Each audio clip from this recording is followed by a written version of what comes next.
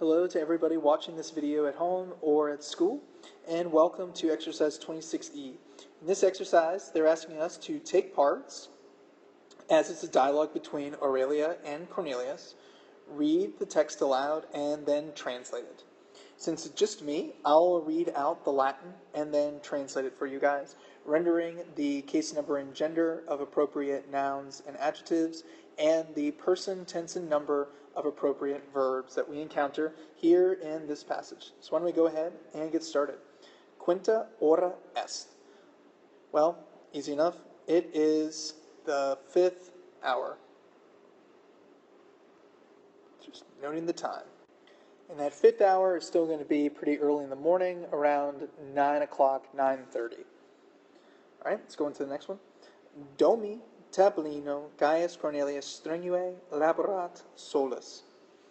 Our subject is here, Gaius Cornelius, right? It's masculine, nominative, and singular.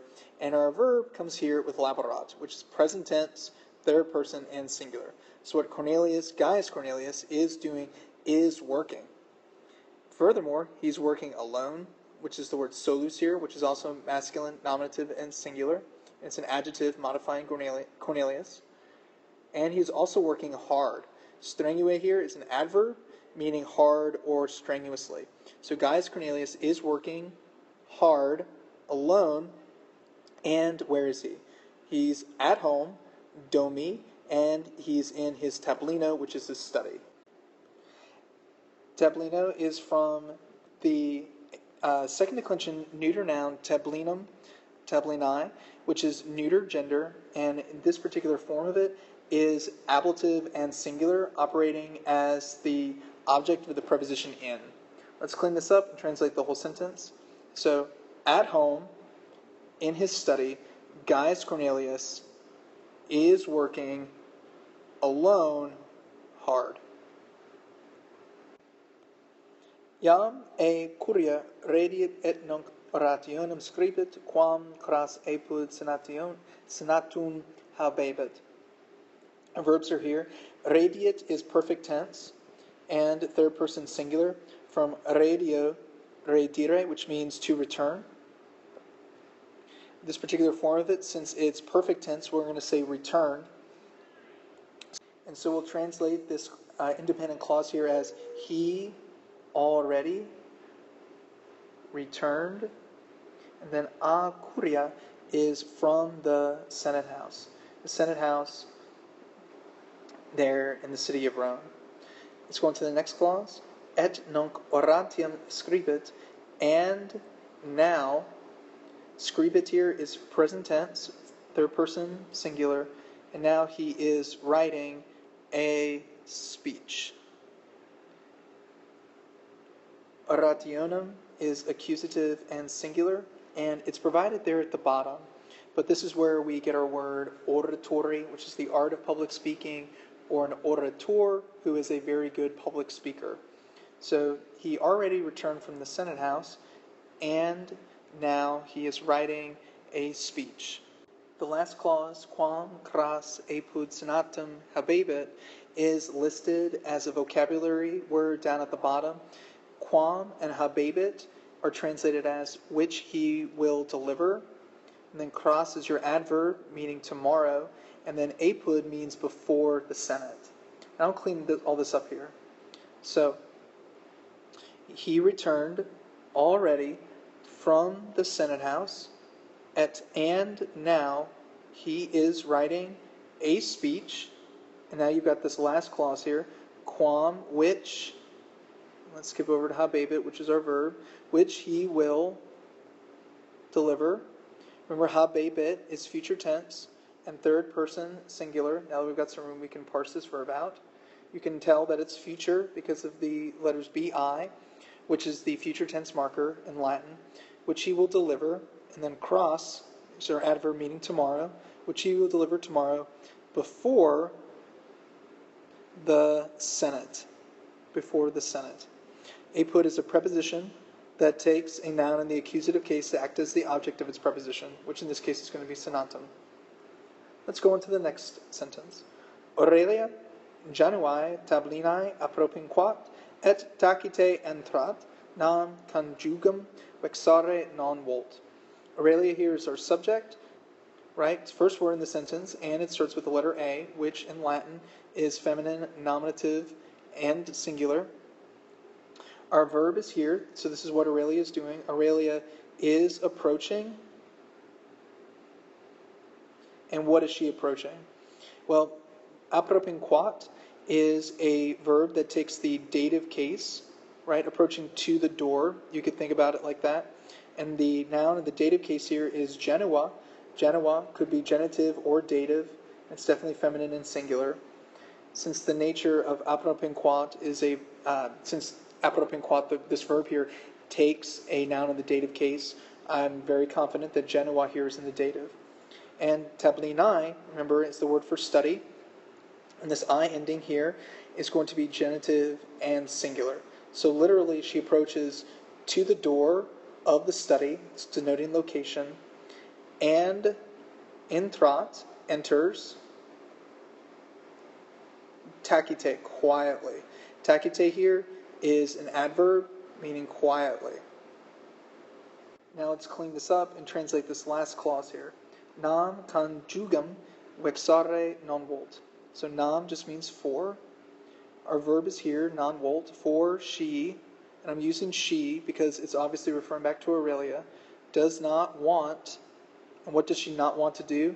It's complemented by the infinitive here, vexare, which means to annoy, for she does not want to annoy.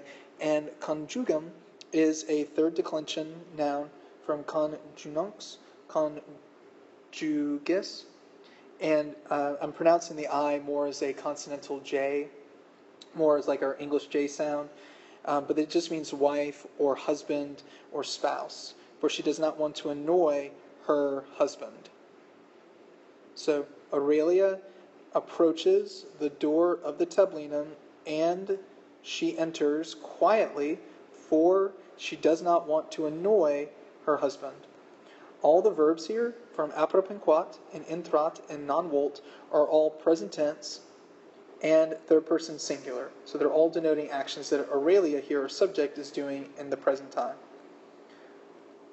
Aurelia. Salve, Gaiae, esne occupatus. Salve is a Latin greeting, greetings. And Gaius here is vocative and singular.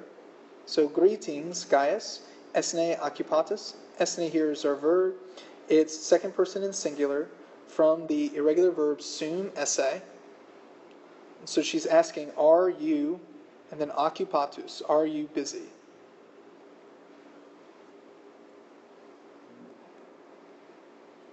Next sentence, ito vero, yes indeed.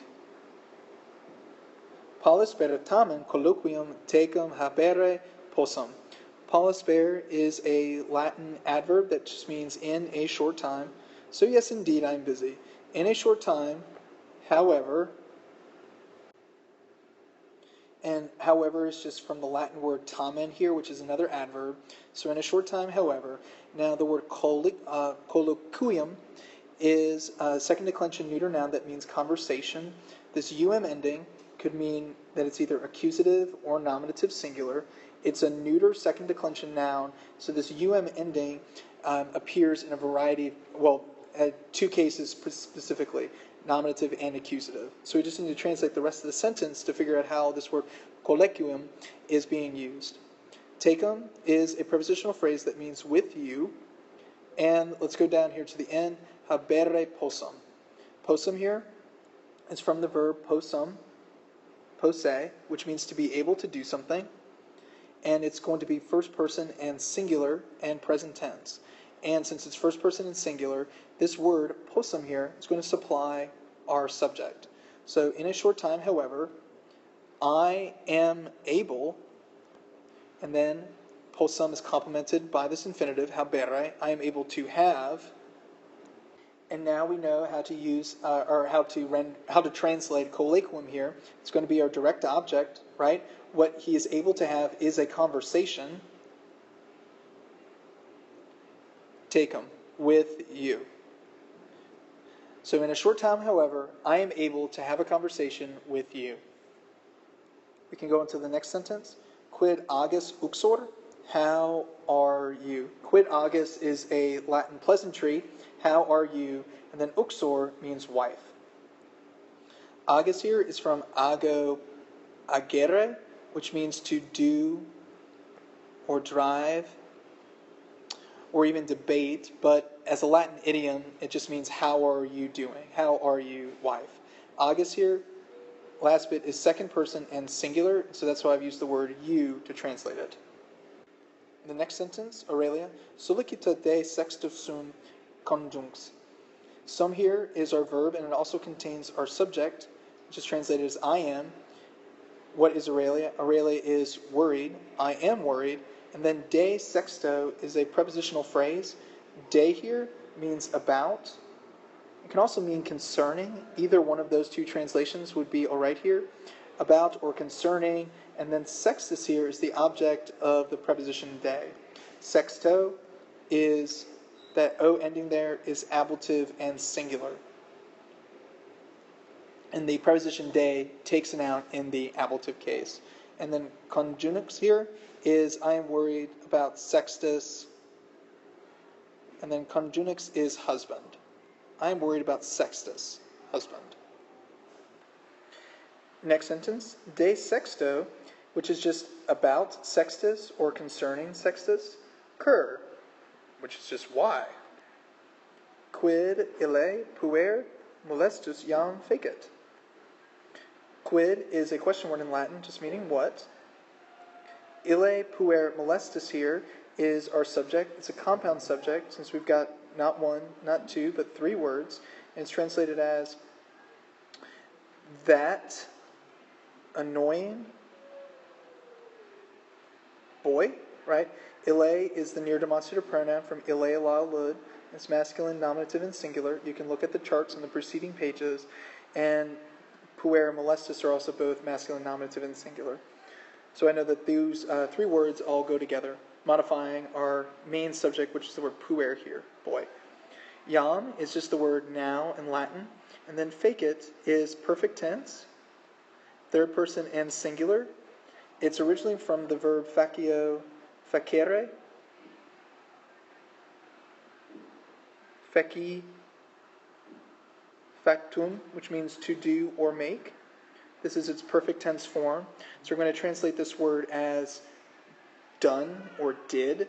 So I'm going to write the word did here, since this is a question. So what did that annoying boy do now? Or what has that annoying boy done now? You have a little bit of flexibility on how to translate this. What did that annoying boy do now? Or what has that annoying boy done now?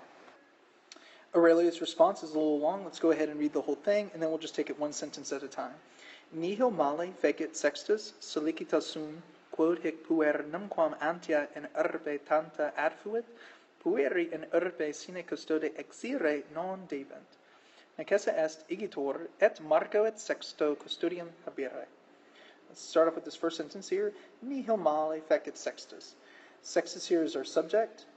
That US ending is masculine, nominative, and singular. Our verb is here with fecit, and we're just going to translate it as the word did. It's the same verb as here. It's perfect tense, third person singular, from facio facere, the verb to do or make. Our direct object comes here with nihil. Nihil is an indeclinable noun that means nothing. It doesn't have case endings like normal nouns do.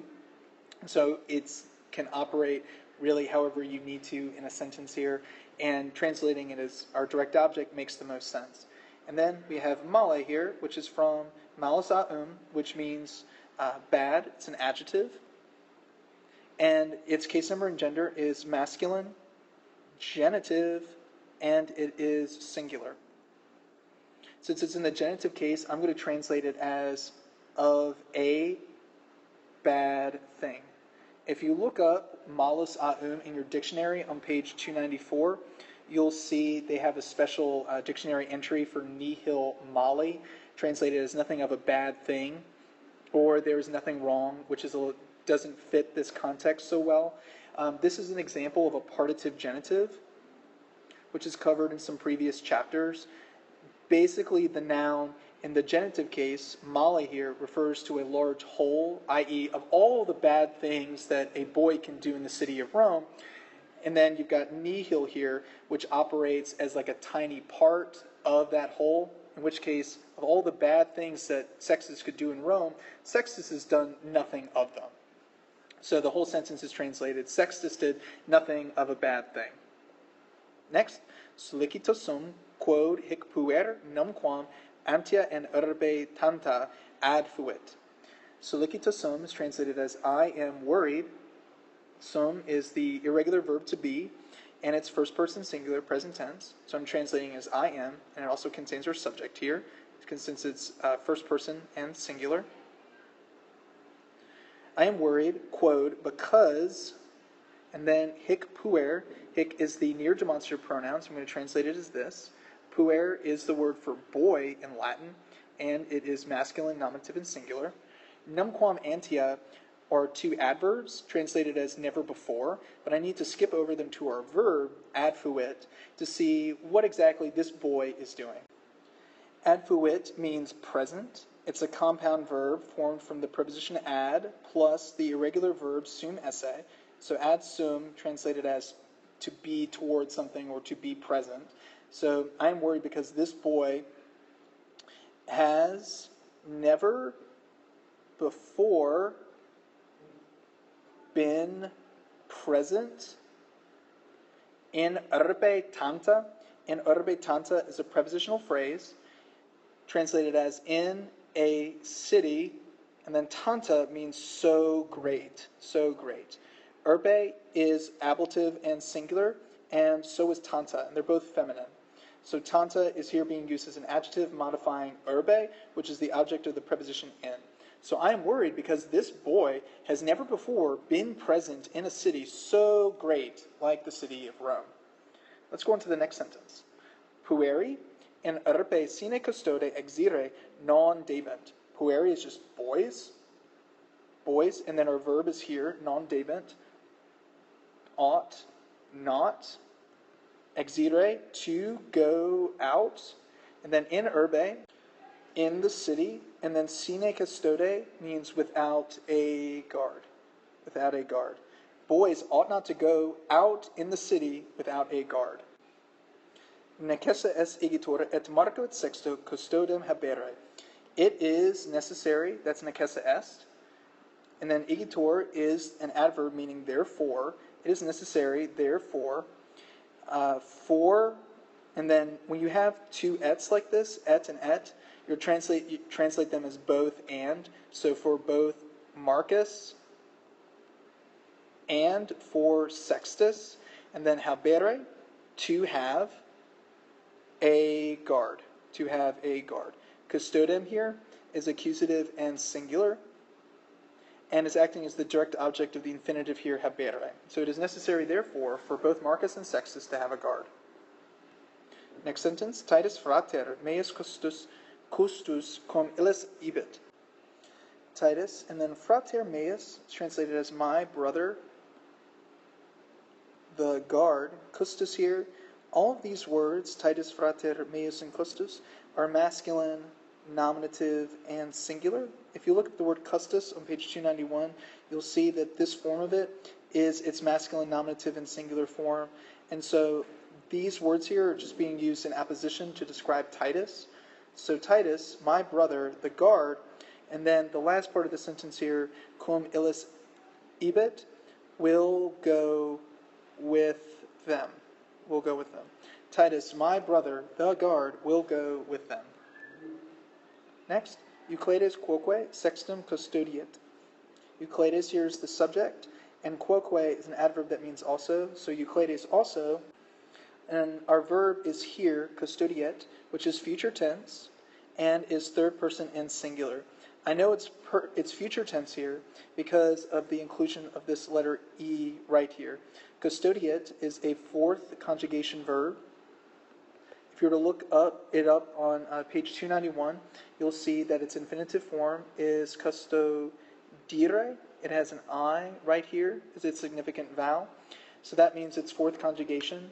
And its future tense form is a little bit different from what you would expect. Most future tense verbs have the letters bi, but the third and fourth conjugations actually have what look to be present tense endings, like this E right here. So this particular form of it is future tense and third person singular. And it also makes sense in the context here. Euclides will also guard Sextus. Euclides also will guard Sextus. Let's go on to the next sentence. Ille enum pueros ad ludum ducet. Enum is a postpositive conjunction meaning for, and postpositive just means that it goes first in our translation, even though it comes second in the Latin. So for that one, meaning Euclides here, right, as their tutor, pedagogus, for that one, and then pueros here is definitely our direct object. That os ending here is accusative and plural. Ad ludum is a prepositional phrase meaning to school. And ducet here is our verb. Ducet is also future tense and is translated as will lead or will take pueros, the boys, to school. For that one, Euclides will lead the boys to school. Pueros here is our direct object. It's accusative and plural. Ad ludum is a prepositional phrase translated as to school. Next. Frater Tito non confido et Sextus Euclidem numquam audiet. Fratri Tito, both of these words here are in the dative case. So while they appear first, they're going to be, they can't be our subject. Let's look at non confido. It ends with the letter O, so I'm going to translate it with the word I. It's negated here, so I'm going to add the words do not, so I do not. And then confido is a lot like our English word confide, and in Latin it means give trust. And if you look it up in the dictionary on page 291, you'll see that it takes the dative case. So it, as a verb, the meaning of it lends itself to nouns in the dative case rather than in the accusative case. So I do not give trust to your brother Titus. To your brother Titus. Et Sextus and Sextus, that's our subject here. Euclidem here is our direct object since it ends with the letter M. Euclides is a third declension noun and it's accusative and singular. And Sextus, numquam audiet, will never listen to Euclides. To Euclides. Next. Nam Euclides numquam tacet. For Euclides is never quiet. Audiet here, by the way, is future tense, third person, and singular for the same reasons that ducet here and custodiet are also future tense and third person singular. These are all third and fourth conjugation verbs. Audiet here is fourth conjugation. And so the inclusion of this E right here indicate that it's in the future tense and not in the present. If audiet here was present tense, it would just be audet. Audet. But the inclusion of that E there is a future tense form for verbs of this conjugation. All right, let's go on to the next one. Eratus, which is just translated as angry, si sextus custode non audiverit ego ipso iam puniam. See, if Sextus, it's definitely our subject there, audiverit here is future perfect, and it's third person and singular. So Sextus will not have listened, custodem, to a guard or to his guard. If Sextus will not have listened to his guard, ego ipso, I myself. Ipso here is what's called an intensive pronoun, meaning that it adds emphasis to the subject. So I myself, eum puniam, will punish him. Puniam here is another future tense verb. Puniam is from a fourth conjugation verb, and so the I am ending that you see here is a future tense form for verbs in the fourth conjugation. It's future tense and it's first person and singular. Sorry, this is getting so messy. So if Sextus will not have listened to a guard, I will punish him. Next sentence.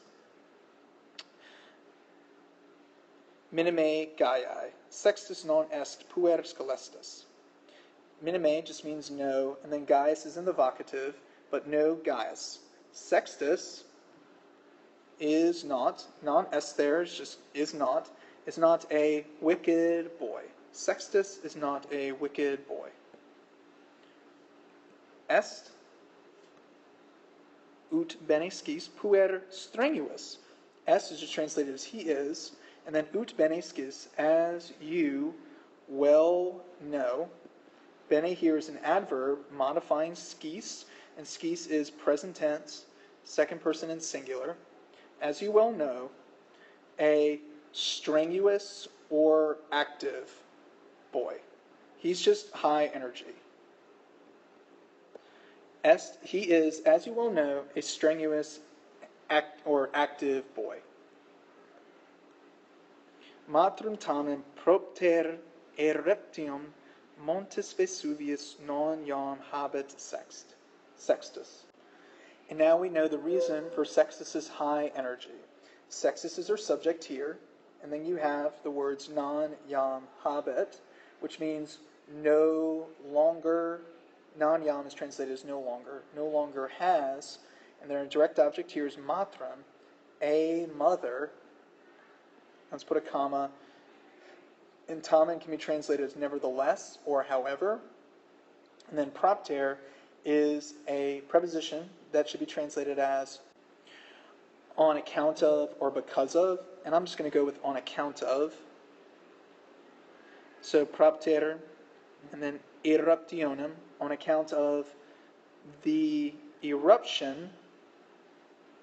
Propter takes the accusative case, and so eruptionem here is acting as the object of the preposition propter. And then you have Montes Vesuvius, which are both genitive and singular, because of the eruption of Mount Vesuvius. Mount Vesuvius, a huge volcano near the Gulf of Naples in southern Italy that in AD 79 buried the towns of Pompeii and Herculaneum in lava and ash, and is one of the most destructive and famous events in the ancient world. And here, Aurelia is talking about how poor Sextus lost his mother in the eruption of Mount Vesuvius. So this is why he's so high energy. He's going through a very hard time in his life since the loss of his mom. So Sextus no longer has a mother, nevertheless, on account of the eruption of Mount Vesuvius. Let's go on to the next sentence.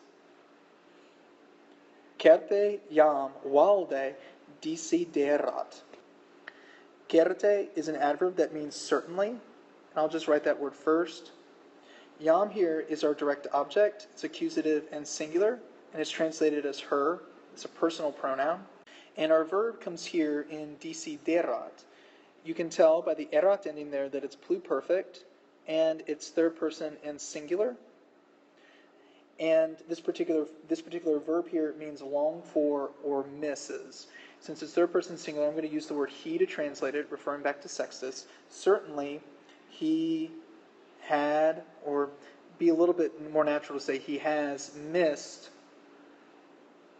her, and there's our direct object, iam there, valde, which is an adverb, just means very much or exceedingly. Certainly, he had missed her, or has missed her, very much.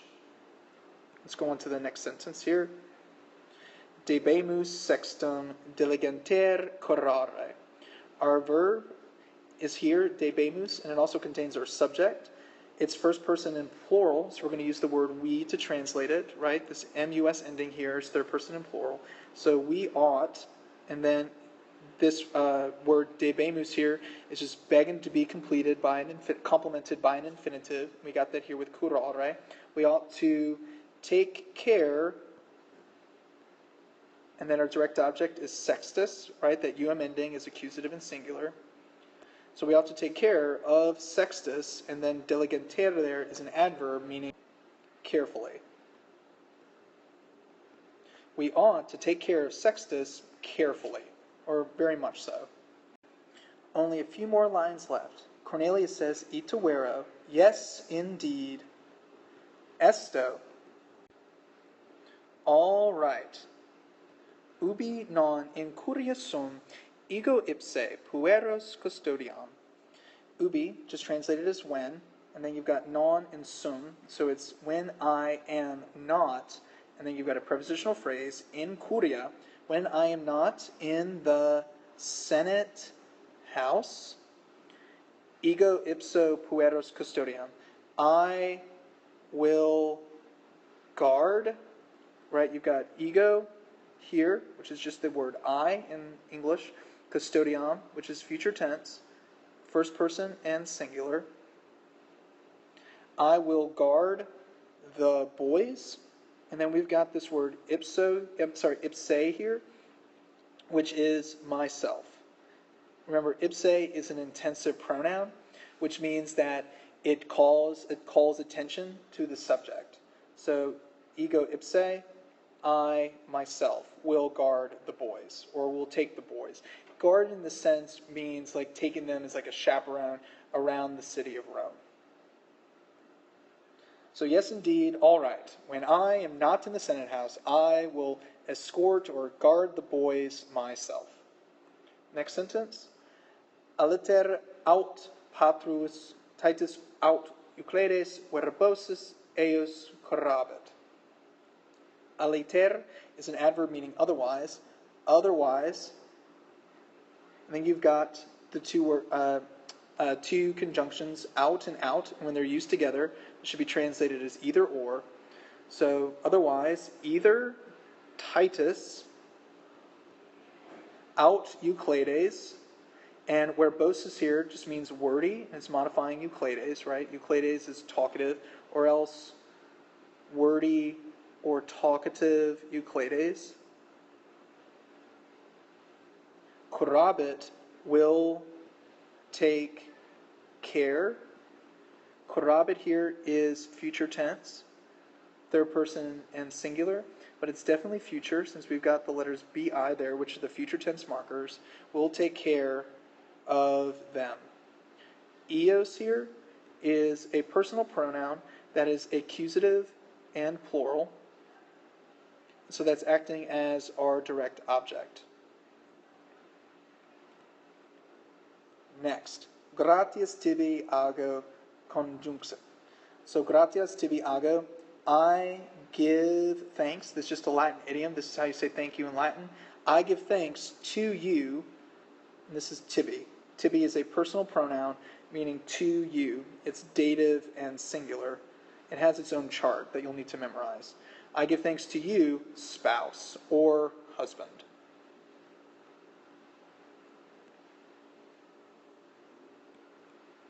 Next. Nunc civis abi solus esse volo. Mihi necesse est hanc arationem conficere.